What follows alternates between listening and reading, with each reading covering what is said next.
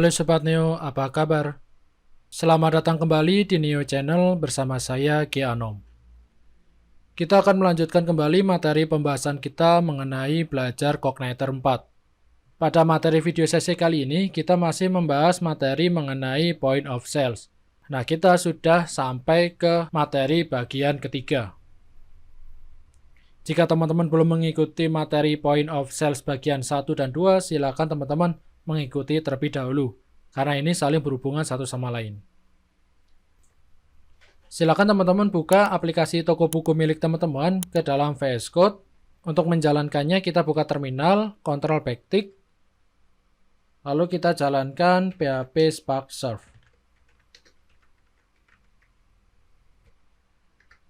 Kita enter. Jika berhasil kita buka linknya.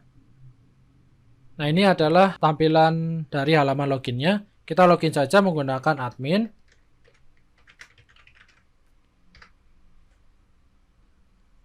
Nah, kemarin kita sudah berhasil membuat sebuah menu, yaitu di sini ada menu penjualan.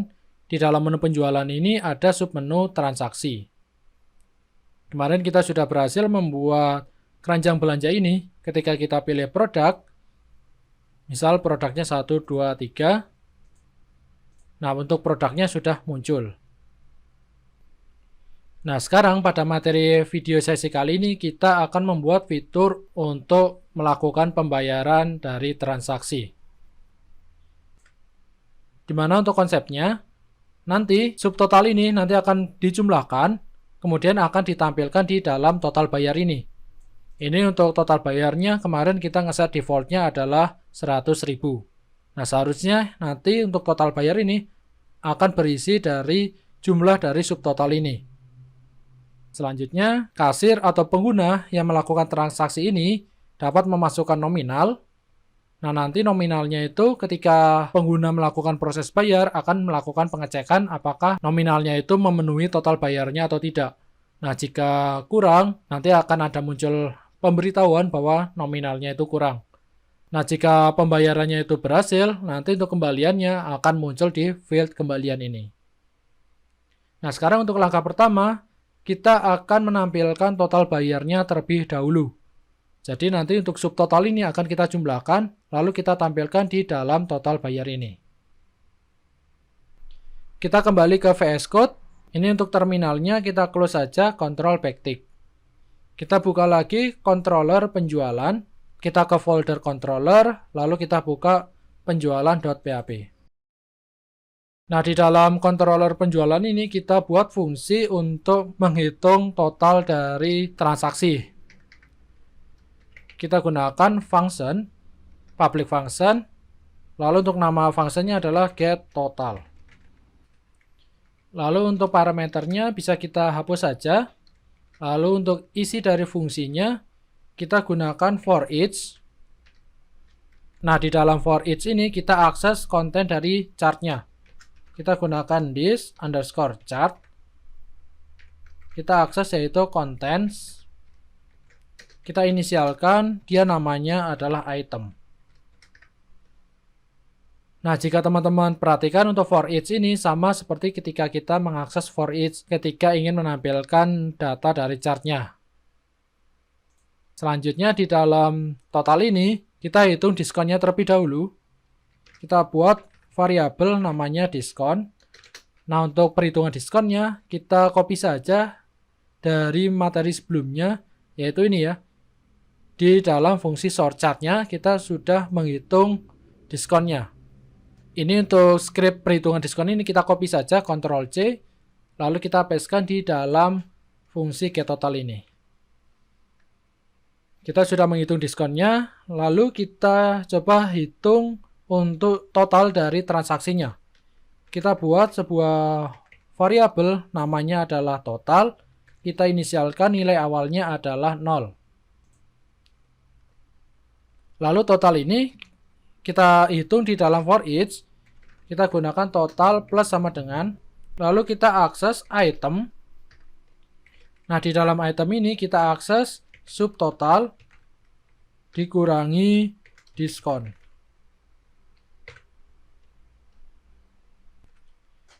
Nah, perhitungan ini ini adalah perhitungan dari subtotal ya. Jadi nanti hasil dari perhitungan ini nanti akan ditampilkan di masing-masing subtotal ini.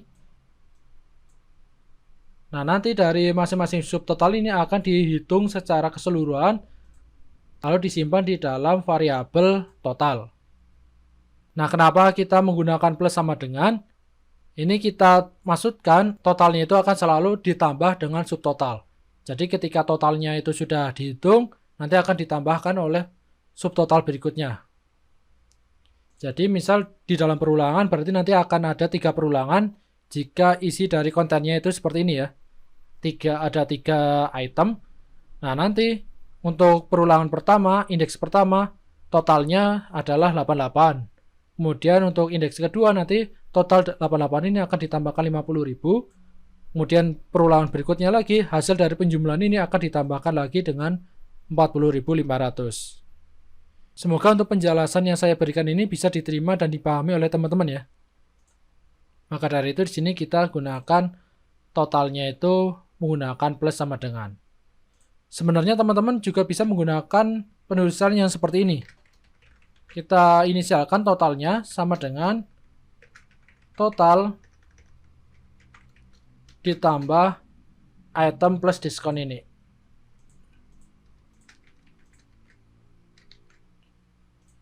Nah, jadi untuk kedua penulisan ini artinya sama saja. Jadi nanti totalnya itu akan selalu ditambahkan oleh item subtotal dikurangi diskon ini. Nanti silakan teman-teman akan menggunakan penulisan yang mana. Nah, di sini hanya kita persimpel saja untuk penulisannya. Maka dari itu di sini kita gunakan plus sama dengan. Kita gunakan yang ini saja ya. Lalu untuk totalnya kita tampilkan menggunakan echo. Lalu kita akses variabel yaitu total. Kita simpan. Nah, sekarang kita buat routing untuk mengakses fungsi getTotal ini. Untuk membuat routingnya kita ke config, lalu ke file routes.php. Di dalam file routes.php ini kita buat routing baru. Kita gunakan routes. Kita gunakan metodenya adalah get. Nama fungsinya adalah load total jual. Load dash total dash jual ini ya. Lalu untuk controllernya adalah penjualan. Fungsinya adalah get total. Kita simpan. Nah, ini untuk routingnya sudah berhasil kita buat. Untuk controllernya, untuk fungsi getTotalnya juga sudah kita buat. Nah, sekarang kita ingin menampilkan getTotal ini ke dalam halaman penjualan ini ya. Di halaman total bayar ini. Kita buka view-nya. Untuk view-nya kita ke folder view. Lalu ke folder penjualan. Kita ke index.php. Nah, nanti untuk total bayarnya akan kita tampilkan di elemen spend ini. Nah, ini untuk nilai awalnya kita buat 0 saja, bukan 100.000. Kita buat untuk elemen awalnya adalah 0. Nah, di sini nanti kita akan menampilkan di elemen spend, di mana spend ini memiliki ID yang namanya spend total. Nah, jadi kita akan membuat ketika kita memilih produk, ini total bayarnya secara otomatis akan terhitung. Maka dari itu untuk pemanggilan routing ini ya, untuk pemanggilan routing load total jual ini, kita akses di dalam fungsi di mana fungsinya itu untuk menambahkan data ke dalam chart. Nah, untuk menambahkan data ke dalam chart itu kemarin ada di dalam modal book.php ini. Nah, di dalam fungsi ini ya, di dalam fungsi add to chart ini. Nah, di dalam fungsi add to chart ini kita buat seperti ini ya. Kita akses $,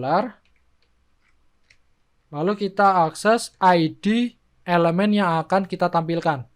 Maksudnya adalah nanti untuk totalnya itu akan kita tampilkan di dalam elemen spend ini. Nah, untuk spend ini ID-nya adalah spend total. Maka dari itu di sini kita akses ID-nya adalah spend total. Kita load. Nah, yang kita load adalah get total. Nah, di sini kita akses routing untuk mengakses get totalnya. Yaitu tadi namanya adalah load total jual. Oke, seperti ini ya. Kita simpan. Nah, kita akan mengakses lot total jual, di mana untuk routing lot total jual ini nanti akan mengakses fungsi get total. Nah, di dalam fungsi get total ini, nanti untuk keluarannya adalah totalnya.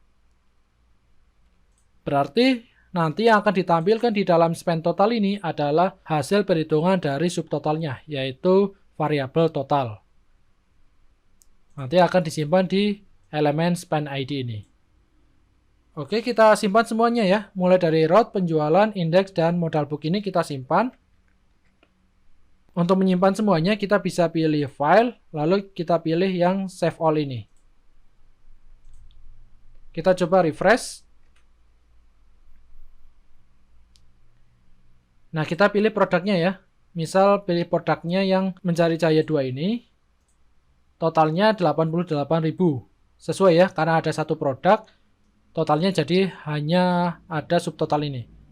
Mungkin ada 2 produk. Yang buku habis gelap terbitlah terang ini kita pilih 2 kali. Nah, di sini harusnya totalnya ada 188.000.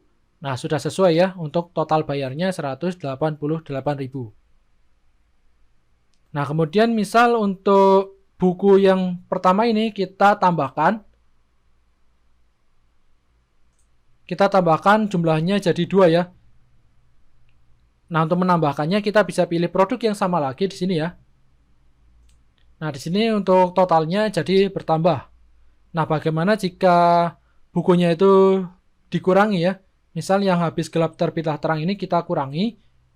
Tadinya 2 jadi 1. Kita simpan. Nah, harusnya di sini hanya ada 226 ya. Tapi di sini total bayarnya belum berubah. Nah, kenapa? Karena untuk fungsi ini, fungsi spend total ini, load total jual ini hanya kita akses di fungsi add to chart. Berarti hanya diakses di dalam fungsi ketika kita menambahkan data ke dalam chart. Seharusnya kita tambahkan juga untuk fungsi ini ke dalam update-nya. Kita copy saja, kita tambahkan di dalam update ini. Kita paste, Ctrl V. Kita simpan. Lalu kita coba refresh lagi ya. Kita coba tambah produk. Kita pilih produknya 1, 2, dan 3. Nah, untuk totalnya ada 178.500. Nah, misal untuk yang nomor 2 ini kita update. Kita tambahkan menjadi 3. Kita simpan. Nah, total bayarnya sudah muncul ya. Kita ubah lagi. Kita kurangi lagi. Kita simpan. Nah, untuk total bayarnya sudah muncul juga. Nah, bagaimana jika yang nomor 3 ini kita hapus? Nah, untuk total bayarnya belum terupdate ya. Nah, fungsinya tadi kita panggil juga di dalam hapusnya. Kita copy, Ctrl C. Untuk fungsi hapusnya kemarin ada di file index.php. Di dalam fitur ini ya. Di dalam fungsi ini. Nah, di sini kita tambahkan hapusnya. Kita simpan. Kita coba refresh lagi. Kita tambah produknya 1, 2, dan 3. Totalnya ada 178.500. Kita hapus yang nomor 3. Totalnya berubah menjadi 138.000. Gitu ya. Nah, jika teman-teman lihat, di sini dari fungsi add to chart, kita memanggil 2 fungsi ini, yaitu load chart jual dan total jual. Lalu untuk update-nya kita juga memanggil load chart jual dan total jual. Dan untuk fungsi delete-nya juga kita panggil fungsi yang sama, yaitu load chart jual dan total jual. Nah, jika salah satu ada perubahan, berarti kita harus mengubah di ketiga fungsi ini ya. Di fungsi add to chart, update to chart, dan juga delete-nya. Nah, kita bisa buat jadi satu saja ya. Nah, untuk membuat jadi satu, kita buat fungsi baru di dalam index.php ini saja ya. Kita buat fungsi namanya load. Nah, untuk fungsi load ini isinya adalah pemanggilan 2 script ini.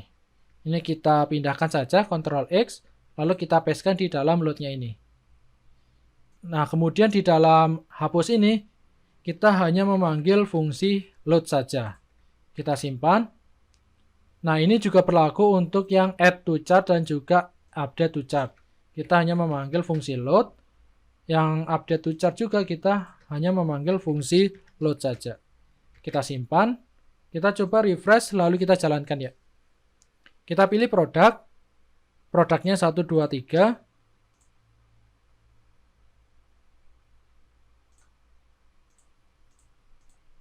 Oh, produknya tidak muncul ya. Berarti ada typo, kita coba cek typonya.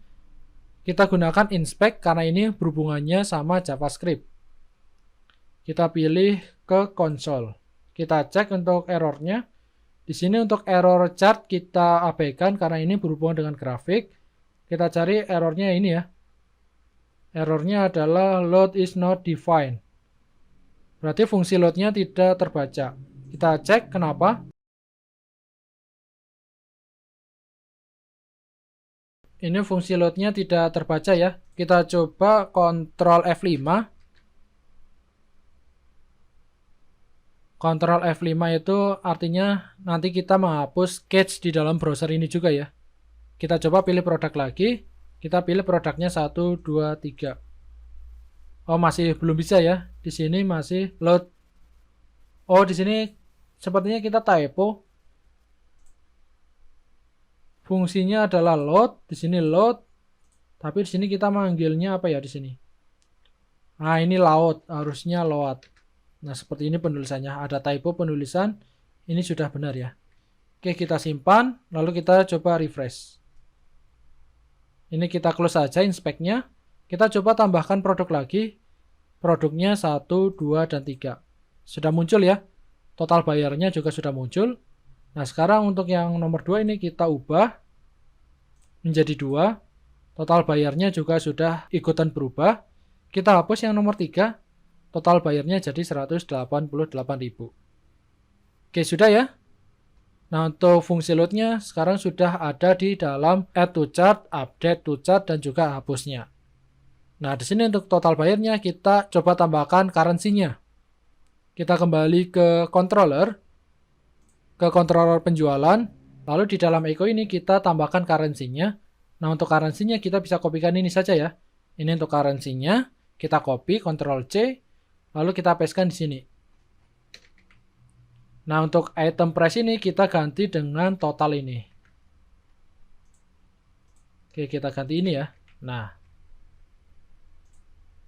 Oke, di sini ada typo. Oh, ini ada double N. Oke, kita simpan. Lalu kita refresh lagi.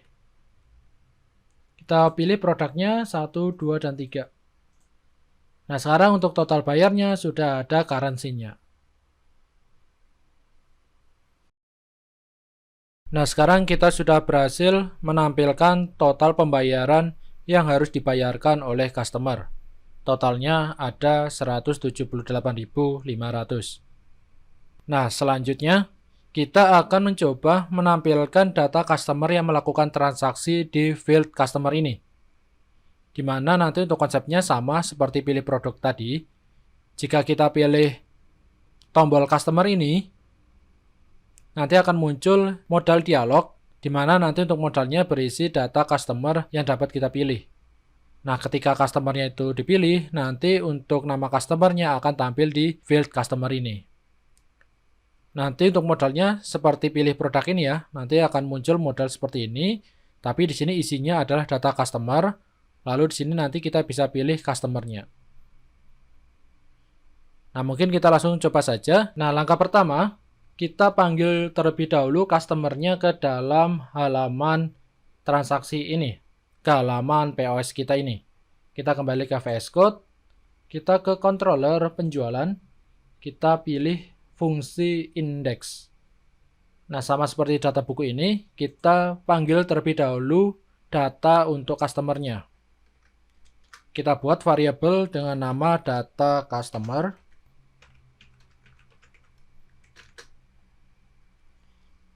Nah, lalu untuk isi dari data customer, kita akses model dari customernya. Kita gunakan this underscore customer model panah find all. Nah, seperti ini. Nah, jangan lupa untuk customer model ini kita inisialisasi di construct-nya. Kita buat di sini variabel baru, variabel private namanya customer model. Lalu untuk customer model ini kita inisialisasi bahwa dia adalah model dari customer model. Kita gunakan this panah underscore customer model sama dengan new customer model. Nah, seperti ini ya. Nah, di sini secara otomatis untuk model customer model ini akan terpanggil di bagian use ini. Nah, jika belum, kita bisa tambahkan manual sebagai berikut ya. Nah, sekarang kita sudah bisa menggunakan customer modelnya. Kita sudah berhasil mengakses data customer, di mana untuk data customernya nanti akan kita simpan di dalam variabel data customer ini. Nah, lalu untuk data customer ini, kita kirimkan ke view menggunakan array data. Nah, kita tambahkan di sini data customer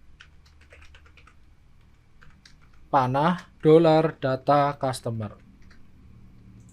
Kita simpan. Nah, berarti untuk data customer ini sudah berhasil kita kirimkan ke index. Nah, sekarang kita buat model untuk menampilkan data customer-nya. Kita ke view, kita ke folder penjualan, kita buat file baru yang namanya modal strip customer.php.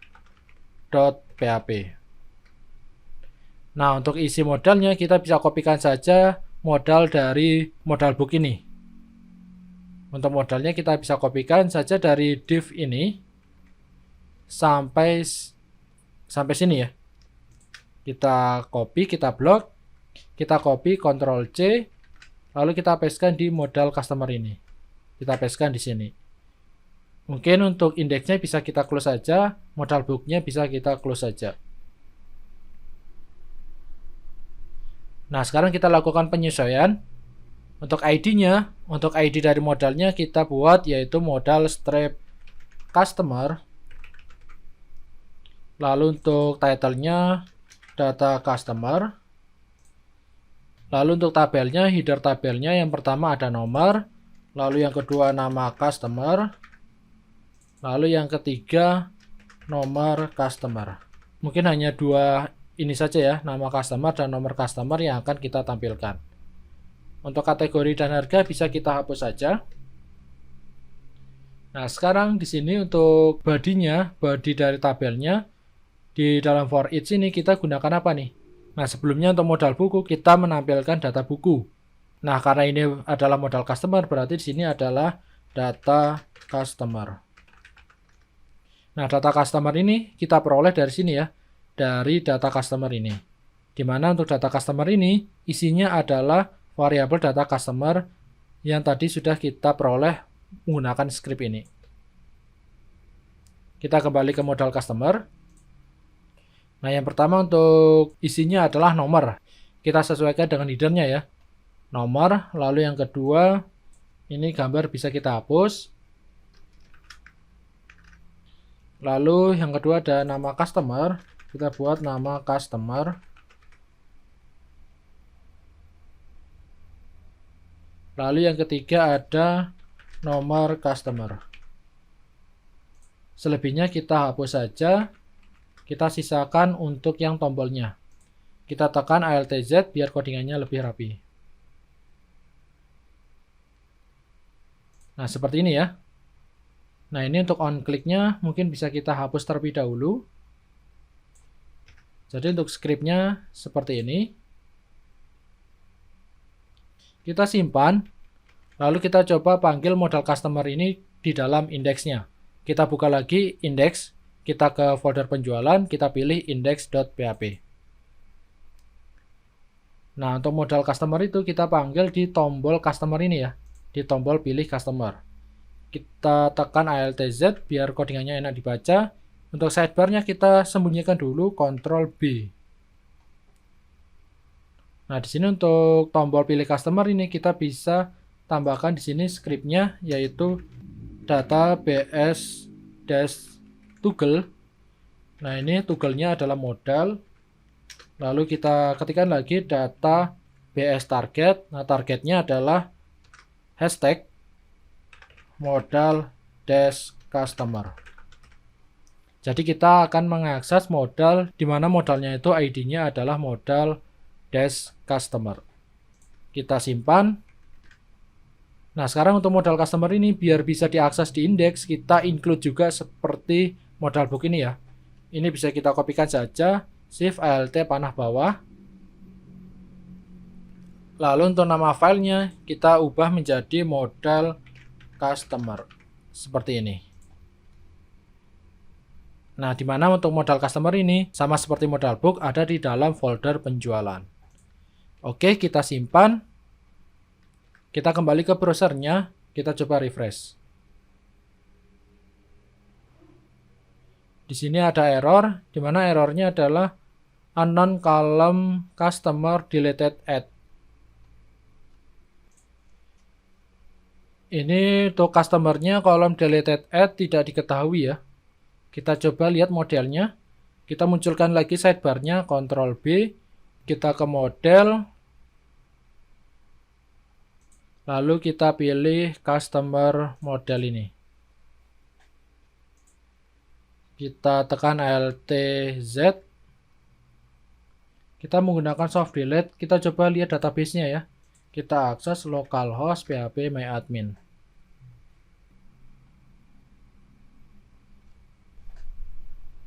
Oke, kita buka tabel customer. Kita ke structure. Nah, di sini belum ada deleted add ya.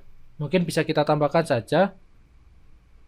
Kita tambahkan satu kolom setelah updated add. Kita go.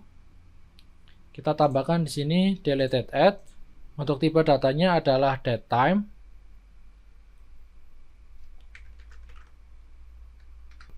Lalu untuk nullnya kita izinkan dia null. Lalu kita simpan. Oke, sudah. Nah, sekarang deleted add-nya sudah ada ya. Harusnya dia tidak error lagi. Oke, di sini ada error. Nama customer. Oh, harusnya bukan nama customer, tapi customer name kalau nggak salah ya. Customer name. Kita simpan. Kita refresh lagi. Oh, bukan customer name. Apa ya kira-kira ya? Mungkin name. Kita simpan, kita refresh lagi. Nah, name ya. Nah, sekarang jika kita pilih tombol pilih customer ini, dia sudah menampilkan data customernya. Di mana untuk data customernya sebanyak 100 customer. Nah, jika teman-teman lihat di sini dia tidak ada data table-nya ya. Berbeda dengan modal pilih produk ini. Di sini ada data table-nya. Hal itu karena apa? Karena di sini kita menggunakan dua data table di halaman yang sama. Nah, jika teman-teman perhatikan di modal book, ini untuk tabelnya, dia ID-nya adalah data table simple. Sedangkan untuk modal customer, ini ID-nya adalah data table simple. Nah, karena modal customer dan modal book ini dipanggil di halaman yang sama, maka dia untuk data table-nya hanya bisa dipakai di satu table. Nah, kita modifikasi di sini agar data table ini bisa digunakan di dua table. Nah, caranya bagaimana? Kita ke folder public, kita pilih JS, lalu kita pilih yang data table simple ini. Nah, di sini untuk variabelnya, untuk ID yang telah kita inisialisasi adalah data table simple. Nah, ini bisa kita copy saja, Ctrl C, lalu kita pastekan di bawahnya. Nah, untuk variabelnya mungkin kita bisa buat data table simple 2, yang ini juga data table simple 2, dan yang ini juga data table simple 2. Oh, ini salah, harusnya di dalam kurung ini. Lalu yang ini juga data table simple 2. Oh, ini juga data table simple 2. Nah, seperti ini ya. Ini kita simpan saja. Nah, sekarang kita gunakan data table simple 2 di salah satu tabelnya. Baik mau tabel customer maupun tabel produk ya. Nah, di sini kita gunakan saja di tabel customer ya. Jadi tabel customer menggunakan ID data table simple 2. Kita simpan, lalu kita refresh lagi. Kita pilih customer, data table-nya belum tampil. Yang pilih customer belum tampil ya. Kita buka lagi. Kita lihat lagi scriptnya. Data table simple 2. Apakah ada yang terlewatkan? Oh, ini harusnya tidak ada duanya ya. Jadi hanya seperti ini. Jadi yang kita ubah di sini data table simple 2. Lalu untuk ID yang kita peroleh adalah data table simple 2. Ini adalah pengecekan. Untuk simple data table ini bukan variabel tapi ini adalah library dari data table-nya. Ini kita simpan. Lalu kita coba refresh lagi ya. Kita pilih customer. Nah, sekarang untuk data table-nya sudah muncul ya. Oke, ini untuk JS-nya kita close saja. Nah, sekarang jika kita pilih customer ini, harusnya dia muncul di dalam field customer ini. Nah, sekarang kita ke modal customer, kita buat fungsinya. Kita gunakan script. Untuk fungsi JavaScript-nya kita gunakan function. Untuk fungsinya kita beri nama fungsinya adalah getCustomer.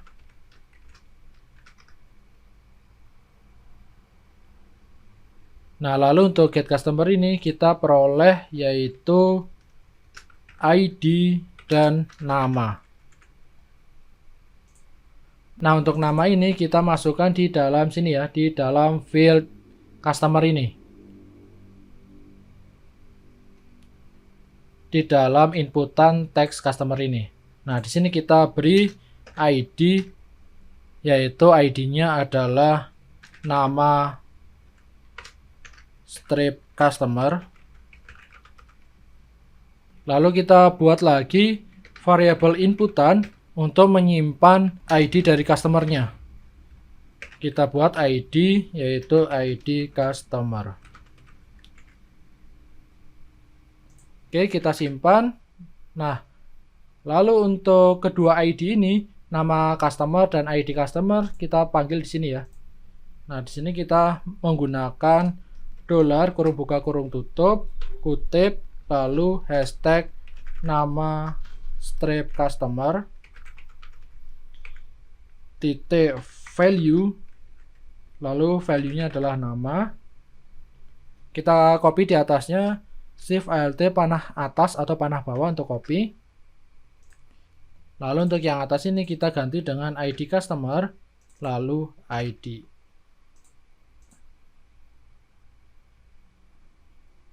Oke, seperti ini. Kita simpan. Nah, sekarang untuk get customer ini kita akses di dalam tombol pilih ini. Di sini kita beri yaitu on click.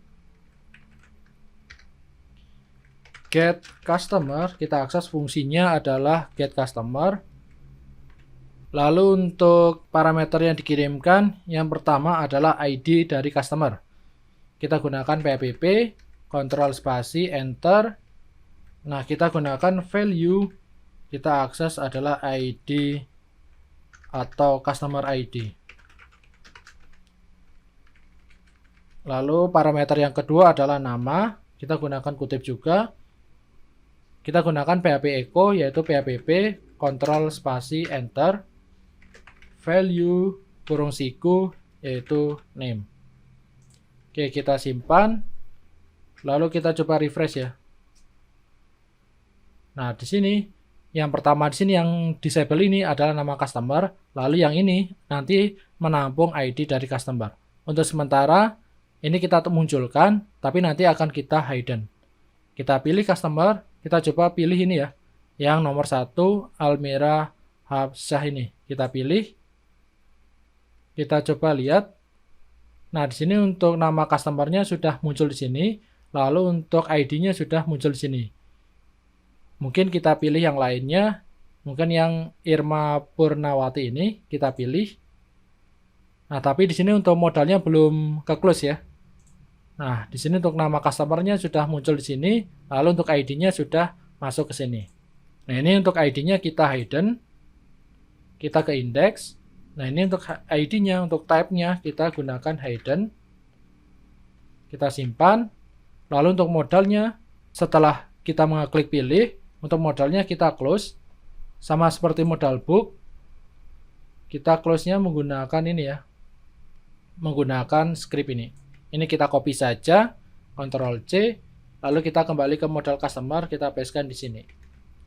Tinggal di sini untuk modalnya kita ganti menjadi modal customer. Seperti ini. Kita coba, kita simpan, lalu kita refresh lagi.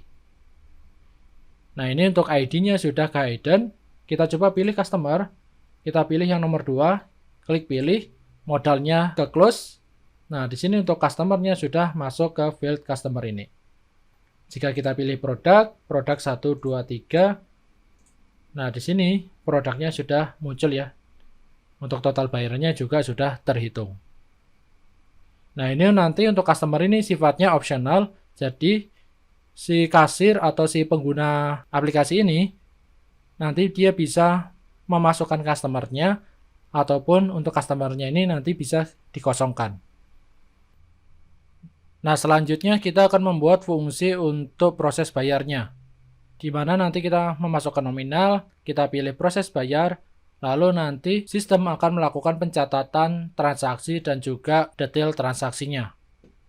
Jika teman-teman lihat, kita pernah membuat tabel yaitu sale dan sale detail. Nah, untuk tabel sale ini nanti akan kita gunakan untuk mencatat semua transaksi yang kita miliki. Ini untuk transaksinya nanti akan tercatat di tabel sale ini. Lalu untuk item-item buku atau produk yang dibeli ini nanti akan tercatat di dalam tabel sale detail. Jadi nanti ketika kita melakukan proses bayar ini, klik proses bayar ini, nanti kita akan memasukkan data ke dalam 2 tabel sekaligus, yaitu tabel sale dan juga tabel sale detail.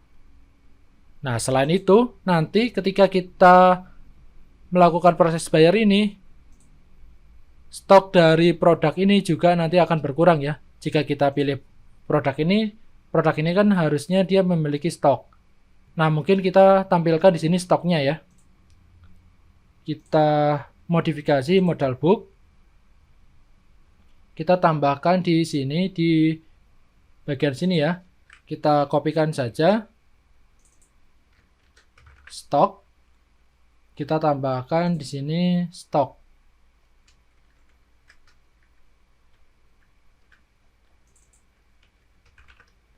Oke, seperti ini ya. Kita simpan.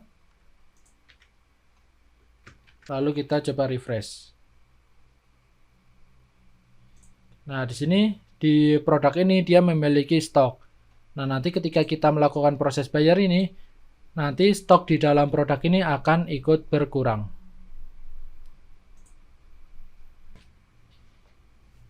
Nah, untuk melakukan proses pembayaran, kita buat controller baru, yaitu dengan nama pembayaran. Untuk controllernya kita gunakan terminal saja. Kita buka terminalnya, kita buat terminal baru. Di sini kita gunakan Gitbase saja. Lalu kita ketikkan php spark make.2 controller.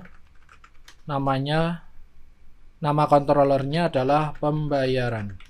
Kita enter. Nah, sudah berhasil dibuat. Di sini sudah ada controller yaitu pembayaran. Ini untuk file lainnya kita close terlebih dahulu. Nah, jadi nanti kita akan fokus di controller pembayaran ini. Di mana untuk controller pembayaran ini nanti mengakses tabel sale dan tabel sale detail. Nah, kita buat model untuk mengakses tabel sale dan tabel sale detail. Nah, untuk modelnya kita bisa kopikan saja isi dari mungkin customer model saja. Ini kita copy, Ctrl A, Ctrl C untuk copy. Kita close lagi untuk customer model ini. Untuk terminalnya kita close aja, Ctrl backtick. Kita buat model baru, kita klik kanan. Di dalam folder model ini kita pilih new file. Untuk modelnya kita buat yang pertama adalah cellmodel.php. Kita pastekan di sini, tinggal kita ganti kelasnya adalah cell model. Untuk tabelnya, nama tabelnya adalah tabel cell. Untuk primary key-nya adalah cell ID. Allow field-nya kita lihat di tabel cell. Ke structure. Nah, di sini untuk allow field-nya ada cell ID, user ID, dan customer ID. Ada cell ID, user ID, dan yang terakhir adalah customer ID. Di sini kita menggunakan timestamp karena di sini ada created at dan updated at. Tapi di sini kita tidak menggunakan soft delete karena tidak ada kolom deleted at. Oke, ini untuk model cell modelnya. Kita simpan. Lalu kita duplicate untuk cell model ini. Kita copy, lalu kita pastekan di dalam folder model ini. Kita pastekan, lalu kita rename nama filenya. Nama filenya adalah cell detail model. Kita rename juga untuk nama kelasnya cell detail model. Lalu untuk nama tabelnya adalah cell detail. Untuk primary key-nya kita bisa lihat di tabel cell detail. Kita ke structure. Nah, di sini tidak ada primary key, berarti di sini kita tidak menggunakan primary key. Lalu untuk allow field-nya ada cell ID, book ID, amount, price, dan diskon. Ada cell ID, lalu ada book ID, ada amount, price, diskon, dan yang terakhir ada total price. Kita tekan ALTZ. Nah, di sini tidak ada kolom created at dan updated at. Berarti kita tidak menggunakan use timestamp. Kita simpan. Nah, sekarang kita sudah memiliki dua model ini ya, cell model dan cell detail model. Nah, jangan lupa untuk cell model dan cell detail model ini kita inisialisasi di dalam controller pembayaran ini. Kita buat variabel private yang namanya $cell model dan $cell detail model. Nah, kita inisialisasi di dalam fungsi construct. Kita gunakan function __ construct.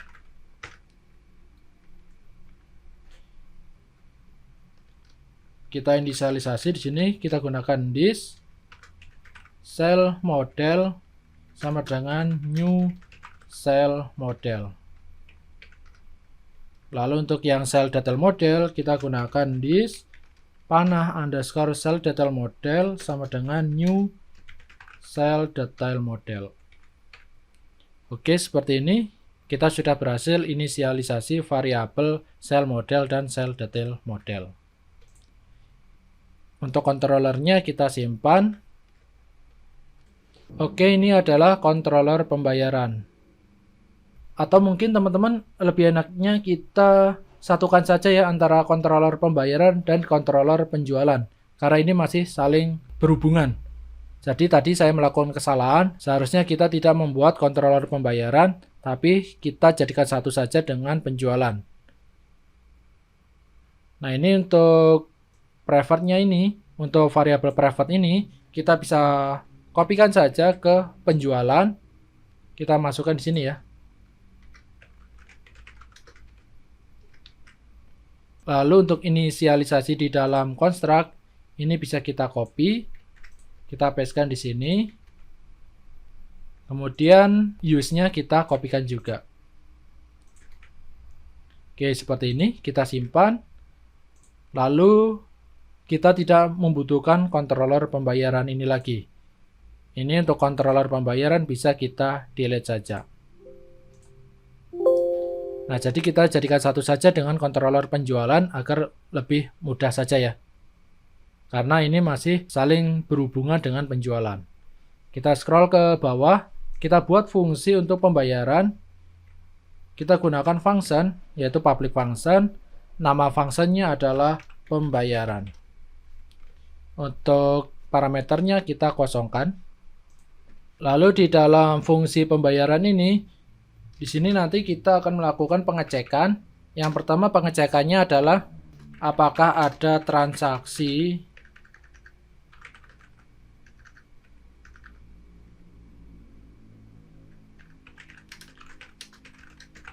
atau tidak. Jadi kita akan melakukan pengecekan terlebih dahulu apakah di dalam sini ada transaksinya atau tidak. Nah, untuk pengecekannya kita gunakan if. Nah, di dalam if ini kita gunakan negasi atau di dalam PHP ini kita gunakan tanda seru. Kita cek dulu konten dari chartnya itu ada atau tidak. Kita gunakan this chart panah contents. Nah, di sini artinya jika kontennya itu tidak ada, berarti di sini artinya transaksinya itu kosong. Nah, jika transaksinya kosong, kita kembalikan output atau respon. Kita buat variabel namanya respon. Variabel array namanya respon. Nah, isinya yang pertama key-nya adalah status. Nah, statusnya kita buat false karena transaksinya kosong ya. Lalu yang kedua adalah message atau MSG. Kita isi untuk pesan yang nanti akan ditampilkan adalah tidak ada transaksi.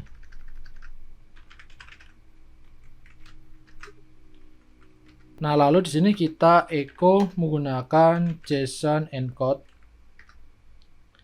Kita encode yaitu responnya. Nah, nanti kita akan bermain menggunakan Ajax. Maka dari itu untuk Ajax, output dari controller ini, fungsi dari controller ini harus berupa JSON agar dapat diterima oleh Ajax. Nah, ini jika transaksinya itu kosong. Nah, jika transaksinya tidak kosong atau ada transaksi, berarti di sini ada transaksi. Nah, nanti untuk ada transaksi, kita nanti juga akan melakukan pengecekan apakah nominalnya itu mencukupi atau tidak. Untuk sementara kita abaikan terlebih dahulu. Untuk fungsi pembayarannya kita gunakan script ini terlebih dahulu ya. Ini kita simpan. Lalu kita buat routingnya. Kita ke routes. Kita buat routingnya. Kita kopikan saja. Shift Alt panah bawah. Untuk metodenya kita gunakan post. Lalu di sini untuk nama routingnya adalah pembayaran. Untuk nama routingnya adalah pembayaran. Lalu untuk controllernya adalah penjualan dan fungsi yang diakses adalah pembayaran juga. Jadi seperti ini untuk routingnya. Ini kita simpan saja. Nah, sekarang kita kembali ke index. Kita ke penjualan, kita buka index.php. Nah, di dalam index.php ini kita buat fungsi untuk submit-nya. Nah, di sini untuk submit-nya nanti kita buat fungsi untuk pembayaran. Ini adalah fungsi untuk pembayaran. Kita buat fungsi JavaScript-nya adalah bayar. Nah, nanti untuk bayar ini kita akan mengakses, yaitu yang pertama adalah nominal. Nanti kita akan mengakses nominal yang diinputkan. Lalu yang kedua adalah total pembayaran. Dan yang ketiga adalah customer yang melakukan transaksi. Nah, kita akses untuk customer-nya. Di sini kita sudah memiliki field yaitu ID customer. Lalu untuk total pembayarannya, nanti kita mengakses melalui spend ini, atau kita bisa gunakan fungsi spend total ini ya, fungsi load jual ini. Lalu untuk nominal kita bisa akses menggunakan field ID nominal ini. Kita tekan ALTZ biar codingannya enak dibaca. Untuk sidebarnya kita sembunyikan dulu Ctrl B. Nah, kita kembali ke fungsi bayarnya. Kita akses untuk nominalnya. Kita gunakan let nominal atau di sini var nominal sama saja. Sama dengan kita gunakan dolar kurung buka kurung tutup. Kita akses ID-nya. Hashtag untuk nominal, nama ID field-nya adalah nominal. Ini ya untuk ID-nya adalah nominal. Lalu kita akses value-nya. Kita lakukan hal yang sama untuk customer. Kita akses yaitu ID strip customer. Ini untuk ID-nya ini ya. Untuk customer kita akses ID customer ini. ID customer ini tipe inputannya hidden. Lalu yang ketiga kita akses var yaitu total bayar. Nah, untuk total bayar ini kita bisa peroleh dari dolar. Kita lakukan hal yang sama. Hashtag yaitu spend total. Kita akses value-nya. Jadi kita akses dari sini ya. Dari spend total ini. Nah, mungkin kita coba cek terlebih dahulu apakah datanya berhasil kita peroleh atau tidak. Kita gunakan console.log. Kita tampilkan nominal. Kita copy. Lalu yang kedua kita tampilkan customer. Lalu yang ketiga kita tampilkan total bayarnya. Nah, ini console log itu digunakan untuk print out atau print preview suatu variabel. Nah, ini untuk fungsi total bayar ini kita akses di tombol bayarnya. Di tombol bayar ini ya. Di sini kita buat tombolnya adalah on click. Kita akses fungsinya adalah bayar. Kita simpan, lalu kita refresh. Kita coba tambahkan produknya. Kita pilih customernya yang nomor 2 saja. Kita masukkan nominalnya mungkin 200.000 ya. Nah, kita coba pilih proses bayar ini. Tapi sebelum itu kita klik kanan lalu inspect. Nah, di sini nanti kita akan melihat isi dari console log-nya. Kita pilih yang konsol ini. Ini error chart, kita abaikan saja ya. Kita coba klik proses bayar. Nah, di sini untuk nominal sudah masuk, lalu untuk customer sudah masuk.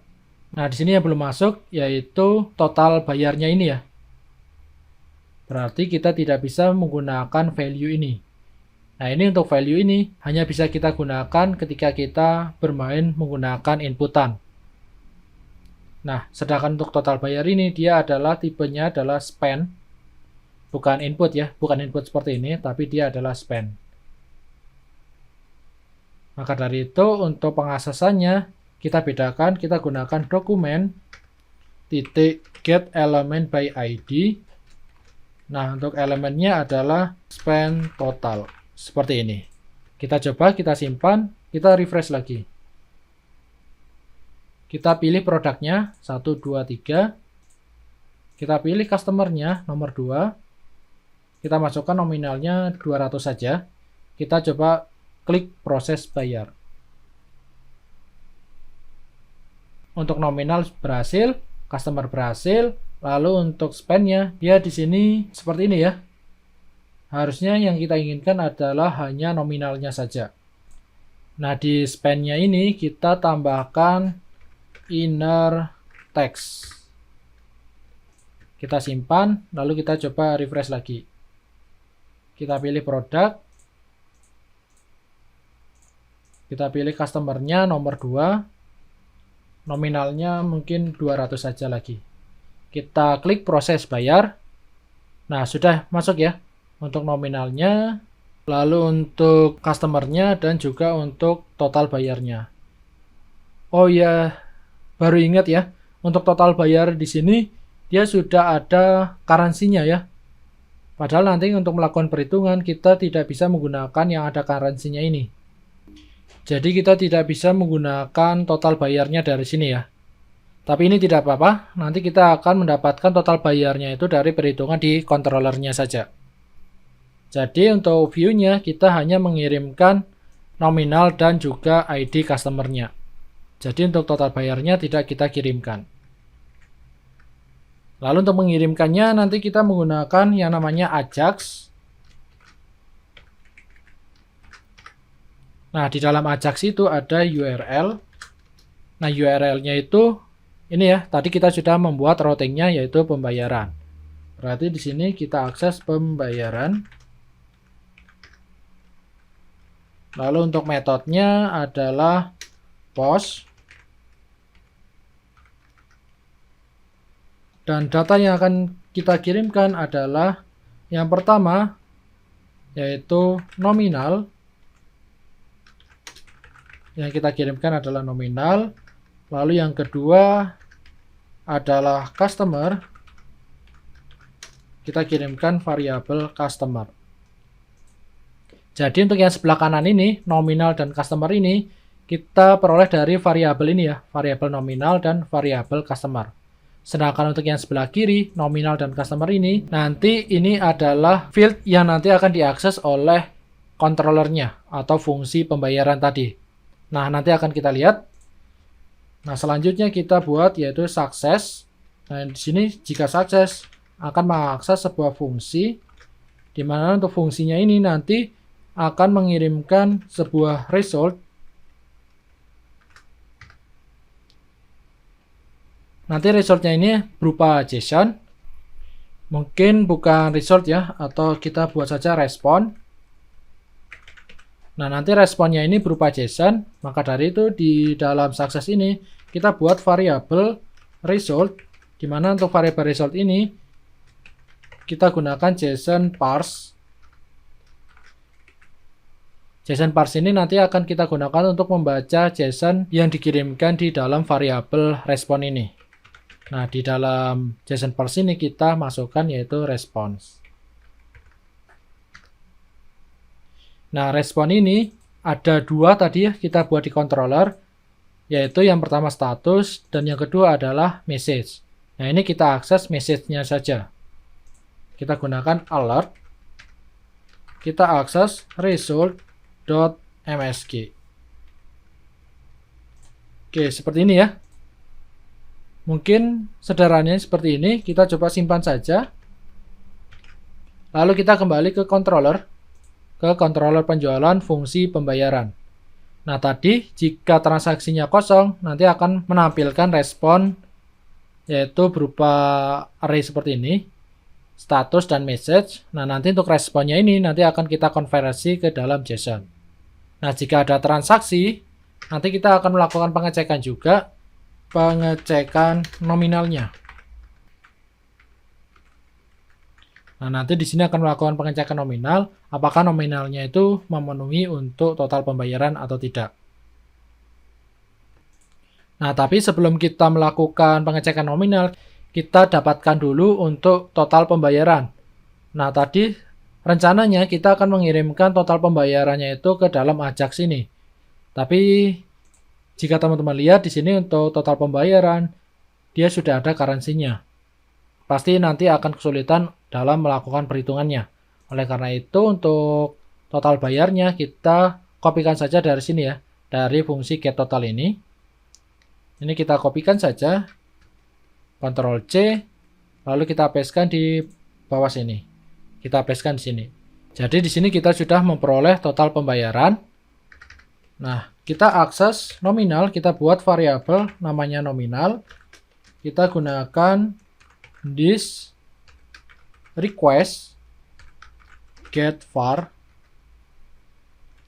Nah, isi dari get var yang akan kita akses adalah nominal. Kita peroleh dari sini ya. Nah, ini kita ambil dari nominal ini. Kita ambil namanya nominal. Jadi untuk nama yang ada di dalam getVar ini harus sesuai dengan yang ada di dalam data ini, yang sebelah kiri ini ya, yang berwarna merah ini. Kita sudah peroleh nominalnya, lalu kita lakukan pengecekan nominal.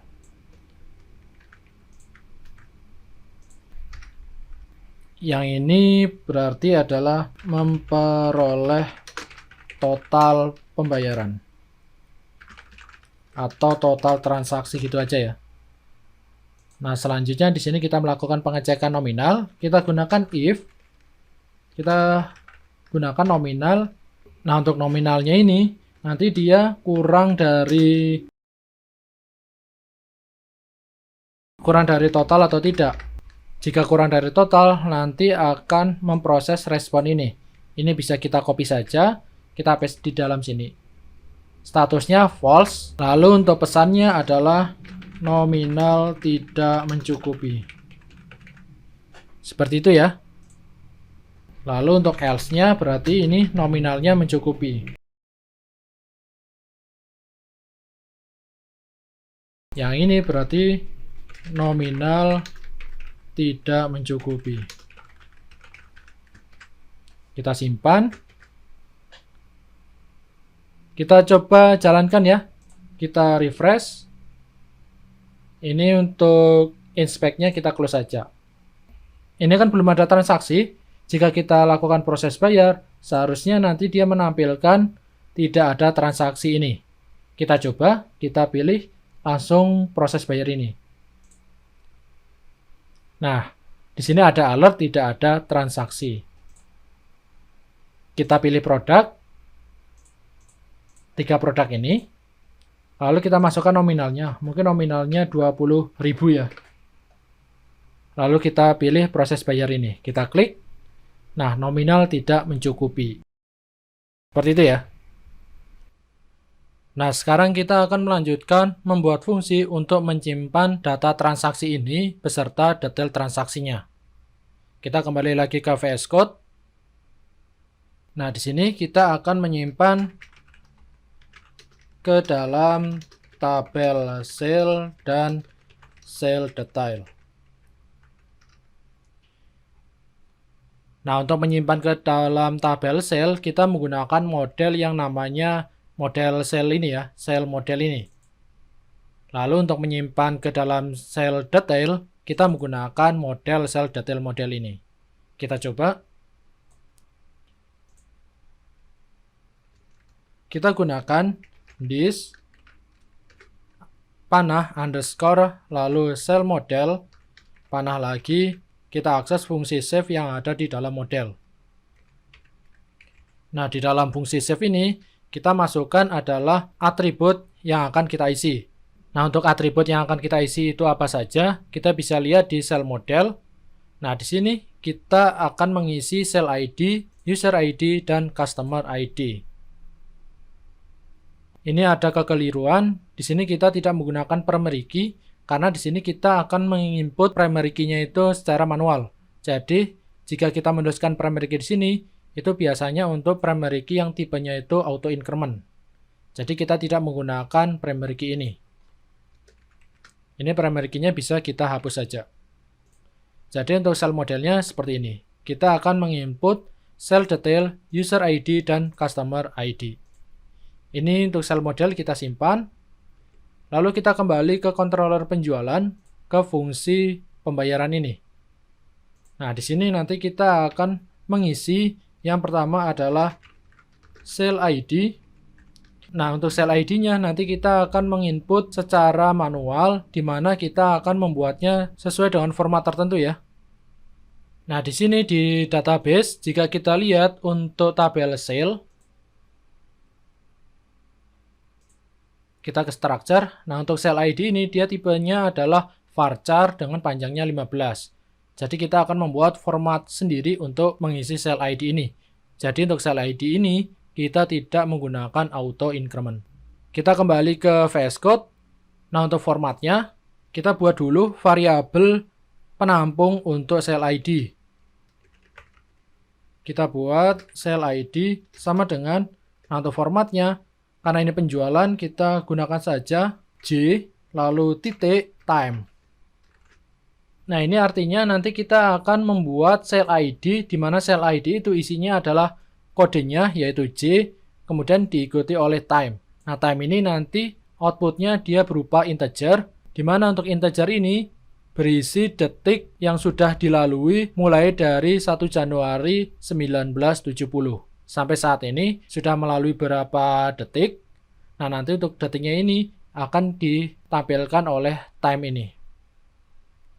Nah, ini untuk sel ID ini kita masukkan ke dalam sel model ini. Kita simpan ke dalam tabel sel. Sel ID. Nah, jadi untuk sel ID ini isinya adalah variabel sel ID ini. Lalu selanjutnya ada customer ID. Nah, untuk customer ID ini kita peroleh dari indeks ini ya. Kita peroleh dari inputan ini. Nah, di dalam fungsi bayar di halaman index.php, di ajaxnya ini kita mengirim nominal dan customer. Di mana untuk customer-nya ini yang kita kirimkan adalah customer ID. Nah, di sini kita akses saja. Kita gunakan list request get var. Nah, ini kita akan mengakses customer yang dikirimkan melalui ajax-nya. Nah, berarti kita menggunakan customer ini. Nah, di dalam get var ini kita masukkan customer. Lalu yang ketiga ada user ID. Nah, untuk user ID ini kita akan mengisi user yang melakukan transaksi atau user yang saat itu sedang login. Kita gunakan fungsi milik method yaitu user underscore ID. Nah, seperti ini. Atau fungsi lainnya kita juga bisa menggunakan user panah ID seperti ini. Sama saja ya, karena keduanya adalah fungsi dari method, di mana untuk fungsinya itu digunakan untuk mengakses ID dari user yang login. Nah, ini kita sudah menyimpannya ke dalam tabel sel. Nah, sekarang kita akan menyimpan item atau produk yang dipilih ini ke dalam tabel sel detail. Nah, ini untuk produk yang dipilih ini tersimpan di dalam chart. Nah, untuk menyimpannya ke dalam tabel sel detail, kita gunakan bantuan perulangan. Kita gunakan for each. Di mana untuk isi for each-nya kita akses chart, di mana chart yang akan kita akses adalah kontennya. Kita inisialkan namanya adalah $item. Nah, di dalam for each ini kita akan menyimpan item-item ini ke dalam tabel sel detail. Nah, kita gunakan list, kita akses modelnya adalah sel detail model. Kita akses fungsi save, di mana untuk fungsi save-nya kita isi atribut yang akan kita isi. Nah, untuk sel detail model, atributnya ada sel ID, book ID, amount, price, discount, dan total price. Nah, ini kita masukkan. Yang pertama ada sel ID. Nah, sel ID-nya kita samakan dengan sel ID yang ada di dalam tabel sel model ini. Berarti di sini kita gunakan ini ya, sel ID. Lalu yang kedua ada book ID. Nah, book ID ini diperoleh dari item ini. Dari itemnya, di mana untuk item yang memperoleh book ID, kita akses indeksnya adalah ID. Nah, selanjutnya untuk amount. Amount ini berarti harga. Nah, untuk amount ini kita peroleh dari item juga.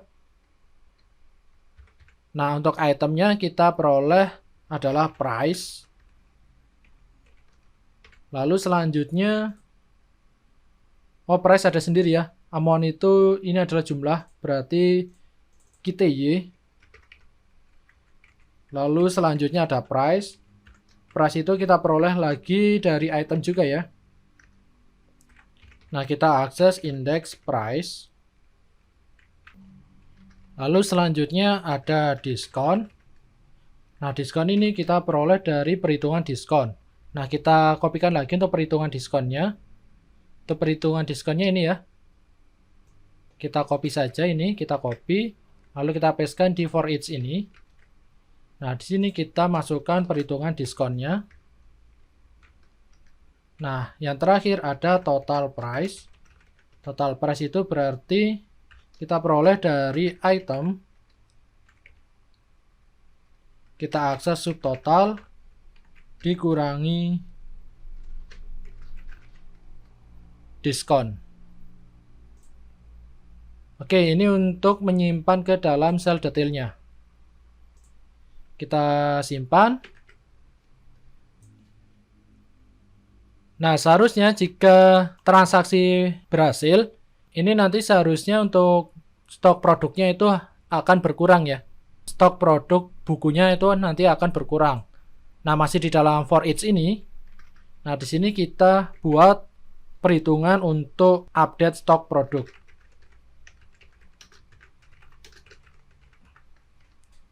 Nah, untuk update stok produk, kita peroleh dulu data bukunya. Nah, data bukunya kita peroleh dari model buku, yaitu book model. Kita akses where. Nah, kita akses by ID yang ada di dalam perulangan ini ya. Berarti book ID, panah, kita akses item ID ini. Di sini adalah item ID. Oh, ini harusnya ada di dalam kurung. Dan ini juga kita bungkus dengan array. Lalu kita akses data yang pertama yaitu first. Ini tanpa spasi. Nah, sekarang kita sudah peroleh data bukunya. Nah, dari data buku yang kita peroleh ini, kita update stok produknya. Kita gunakan model buku lagi. Book model, kita save. Nah, yang kita save di sini yang akan kita update saja. Yang pertama, kita akan update buku berdasarkan ID-nya. Kita gunakan book ID. Nah, ID buku yang akan kita update adalah item ID ini. Ini adalah ID buku yang akan kita update. Kita letakkan di book ID ini. Lalu kita update stoknya.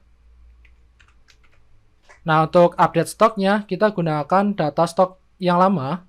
Nah, untuk mengakses data stok lama, kita gunakan data buku. Kurung seperti ini. Lalu kita akses stok lamanya. Ini adalah data stok lama. Lalu dikurangi KTY ini, item KTY. Nah, seperti ini. Ini untuk mengupdate stok produk atau stok bukunya. Nah, berarti untuk update stok sudah. Nah, sekarang kita hitung kembaliannya. Kita buat variabel. Nah, di sini hitung kembalian. Nah, kita buat variabel dengan namanya kembalian. Nah, untuk kembalian ini kita peroleh dari nominal dikurangi total. Nah, ini nominal ini kita peroleh dari sini ya, dari variabel nominal ini, dan total kita peroleh dari sini, di perhitungan total ini. Oke, untuk kembaliannya sudah. Nah, sekarang kita kirimkan responnya. Kita buat respon. Nah, untuk responnya kita gunakan array. Yang pertama, untuk indeksnya ada status. Statusnya kita buat true. Lalu message. Nah, message-nya adalah misal pembayaran berhasil. Lalu kita kirimkan juga kembalian yang nanti akan kita tampilkan di field kembalian ini. Nah, kita gunakan array namanya data. Sebenarnya ini untuk data ini bebas ya, terserah teman-teman. Kita gunakan atau seperti ini saja ya. Kita buat kembalian. Nah, yang kita kirimkan adalah $kembalian. Nah, seperti ini. Ini jangan lupa titik koma. Lalu kita echo, kita parse menggunakan JSON encode. Nah, yang kita parse menggunakan encode adalah responnya. Nah, seperti ini. Oke, ini kita simpan. Lalu kita kembali ke halaman index.php. Kita ke fungsi bayarnya ini. Nah, di sini kita perbarui. Nah, di sini kita sudah menampilkan alertnya. Nah, di bawah sini kita tampilkan kembaliannya, yaitu di field kembalian ini.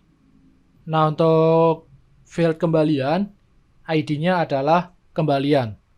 Nah, kita gunakan ID kembalian ini. Nah, di sini kita akses yaitu $. Kita gunakan $. Kita akses field yang akan kita tampilkan, yaitu field yang ID-nya kembalian. Kita isi value-nya. Nah, value-nya itu kita peroleh dari result titik kembalian. Oke, kita simpan. Sudah ya, harusnya seperti ini cukup. Kita coba refresh, kita coba jalankan ya. Kita refresh dulu. Nah, sekarang kita coba jalankan. Kita pilih produknya. Misal produknya yang nomor 1 ini ya. Kita pilih 2 saja. Stok awalnya ada 1000. Nah, jika kita pilih 2, seharusnya nanti jika berhasil, stoknya akan berkurang 2 menjadi 998. Oke, seperti ini. Total bayarnya 176. Nah, ini untuk customer-nya. Kita pilih customer yang nomor 1 saja. Nah, untuk nominalnya kita gunakan yaitu misal 200.000. Nah, kita lakukan proses bayar. Kita klik proses bayar. Nah, di sini muncul alert yaitu pembayaran berhasil. Jika kita oke, nah kembaliannya sudah muncul di sini ya, di field kembalian. Nah, tapi untuk keranjang belanja atau chartnya ini, harusnya ketika transaksi sudah berhasil, chartnya hilang, total bayarnya juga hilang, dan nominalnya juga kereset semua ya. Ini juga harusnya kembali ke 0 lagi. Jadi yang ada isinya hanya kembalian. Nah, ini kita modifikasi di sini ya. Kita gunakan lagi di sini. Kita akses $, hashtag. Nah, yang akan kita buat menjadi 0 adalah ini ya, nominal dan juga customer ini. Kita buat nominal .vol. Kita akses value-nya adalah 0, jadi cukup kutip seperti ini. Kita kopikan untuk customer. Nah, untuk customer berarti kita set nama customer dan ID customer-nya 0 juga ya. Nah, berarti di sini untuk nama customer 0 juga, lalu untuk ID customer juga 0.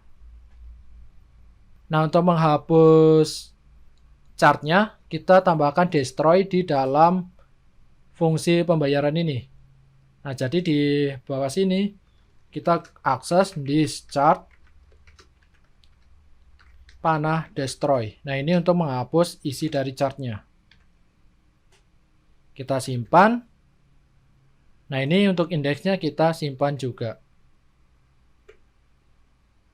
Kita coba refresh ya. Nah, seharusnya tadi sudah tercatat di tabel sel dan sel detail ya. Kita coba ke database. Kita ke tabel sel. Nah, sudah tercatat di tabel sel dan juga kita ke sel detail. Nah, di sini sudah tercatat di sel detailnya. Kita kembali ke aplikasinya. Nah, untuk produknya kita coba cek. Nah, di sini untuk stoknya tadi kan sudah terjual 2 ya. Sisa 998.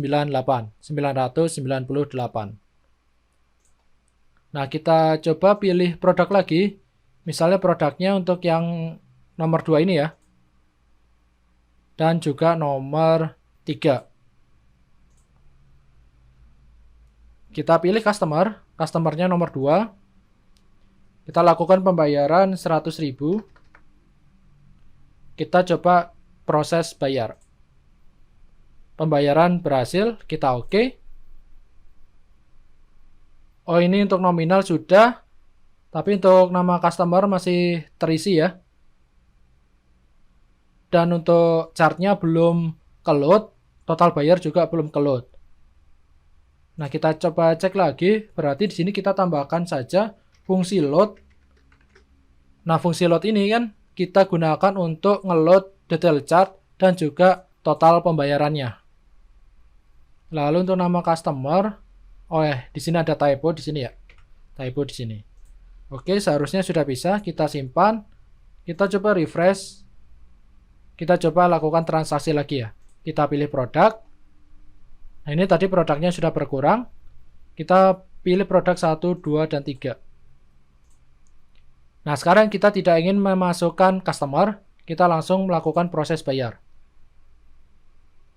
Pembayarannya misal 180.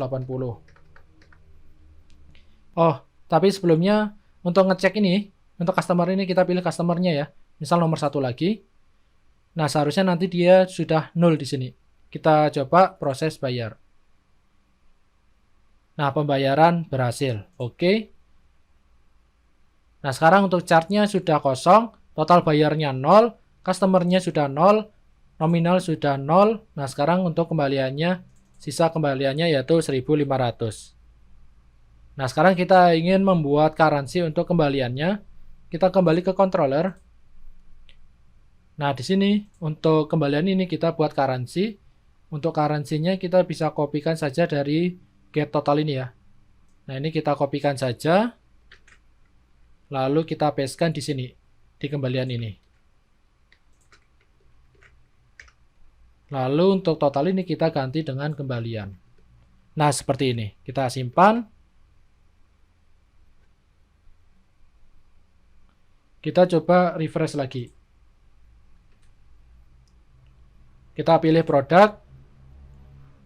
Produknya mungkin yang satu ini saja ya.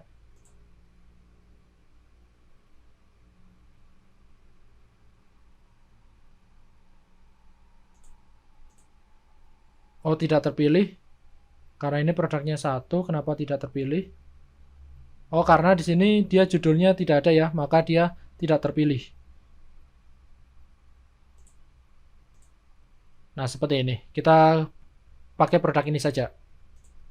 Lalu untuk nominalnya kita bayar 200.000. Nah, di sini sekarang kita tidak ingin memasukkan customer-nya. Kita langsung klik proses bayar. Oke. Nah, di sini untuk kembaliannya sudah 0. Nah, ini sudah ada currency-nya. Untuk chart-nya juga sudah kosong ya. Kita cek di database. Kita refresh saja tabel sel detailnya. Nah, ini untuk transaksinya sudah tercatat. Ini adalah item-item yang dibeli. Lalu untuk tabel sel, nah ini adalah data transaksinya. Di sini sudah mencatat user ID dan customer ID. Oke, seperti itu ya. Nah, sekarang di sini untuk tombol transaksi baru ini, dia belum bisa dijalankan ya. Nah, sekarang kita coba beri aksi untuk transaksi baru ini. Kita kembali ke index.php. Nah, untuk tombol transaksi baru ini kita gunakan onClick. Kita akses location.reload. Jadi, nanti digunakan untuk reload halaman. Nah, seperti ini. Kita simpan. Kita coba browsernya ya. Kita refresh. Kita coba klik transaksi baru ini. Nah, ini untuk halamannya sudah reload. Kita coba pilih produk 1, 2, dan 3. Nah, misal kita batalkan, kita buat transaksi baru. Nah, sudah keload ya. Jika kita proses bayar, nah di sini untuk alertnya masih alert biasa ya, alert standar bawaan dari browsernya. Nah, sekarang kita akan membuat alertnya ini menjadi lebih menarik ya. Nanti kita akan menggunakan library JavaScript untuk alertnya, yaitu Sweet Alert. Nah, untuk dokumentasinya kita bisa cari yaitu sweetalert.js.org.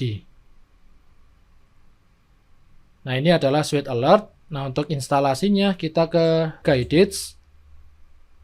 Nah, di sini ada beberapa cara instalasi. Kita bisa menggunakan npm atau yarn, atau kita bisa menggunakan cdn. Nah, di sini kita gunakan cdn saja. Nah, ini kita copy saja, kita copy, Ctrl C, kita terapkan di template.php. Kita buka sidebarnya, Ctrl B, kita ke layout, lalu kita ke template.php. Nah, switch alert ini kita letakkan di sini. Kita pastekan di sini. Oke, kita simpan. Lalu untuk template-nya ini kita close lagi. Nah, untuk switch alert-nya itu nanti kita akses di sini ya, di alert-nya ini. Nah, alert-nya ini kita ganti dengan switch alert.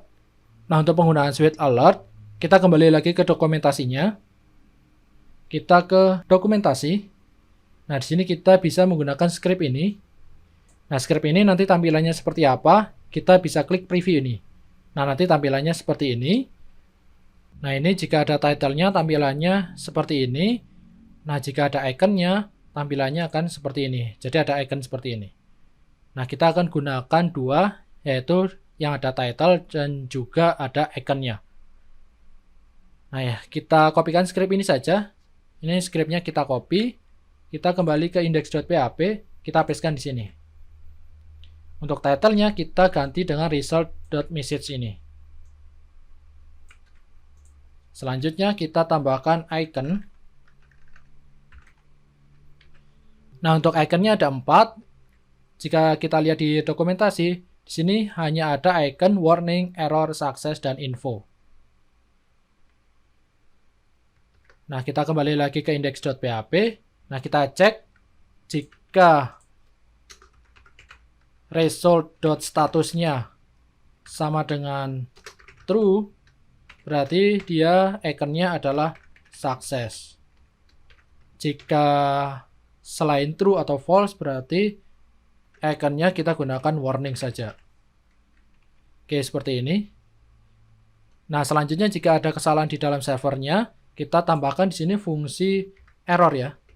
Fungsi error, di mana untuk error ini mengakses fungsi.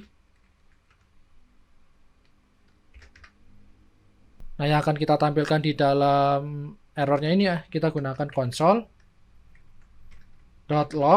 kita tampilkan errornya, yaitu E. Oke, seperti ini. Kita simpan. Nah, sekarang kita coba, kita refresh. Nah, jika belum ada transaksi, kita coba klik proses bayar. Nah, di sini tidak ada transaksi.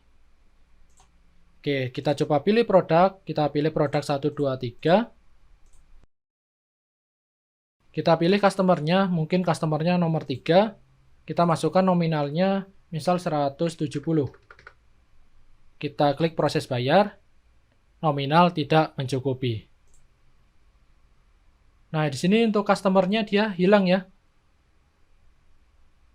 Berarti di sini kita tambahkan di sini. Nah, ini untuk nama dan ID customer ini akan hilang jika transaksinya berhasil.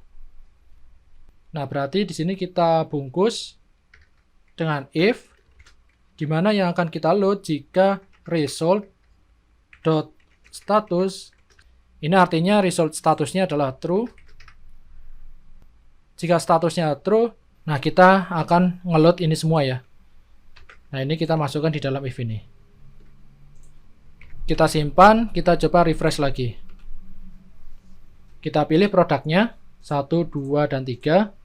Kita masukkan customer nomor 3. Nah, sekarang nominalnya mungkin 170. Kita klik proses bayar. Nominal tidak mencukupi. Nah, di sini untuk customer-nya tidak ke-reset, nominalnya juga tidak ke-reset. Kita masukkan nominalnya 180. Kita klik proses bayar.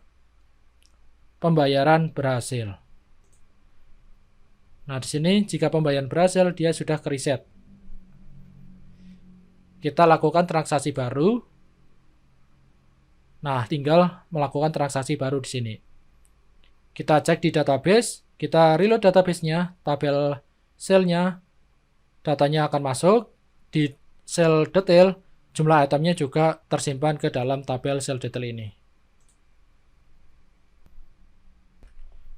Oke teman-teman, untuk materi mengenai point of sales bagian ketiga sudah selesai. Nah, sekarang kita sudah punya satu aplikasi utuh mengenai POS-nya. Semoga materi mengenai POS mulai dari part 1, 2, dan 3 bisa diterima oleh teman-teman. Mungkin untuk materi pada video sesi kali ini kita cukupkan sampai di sini. Kita jumpa lagi di materi selanjutnya. Semoga materi kali ini dapat bermanfaat untuk teman-teman. Saya Kianom undur diri dan salam coding.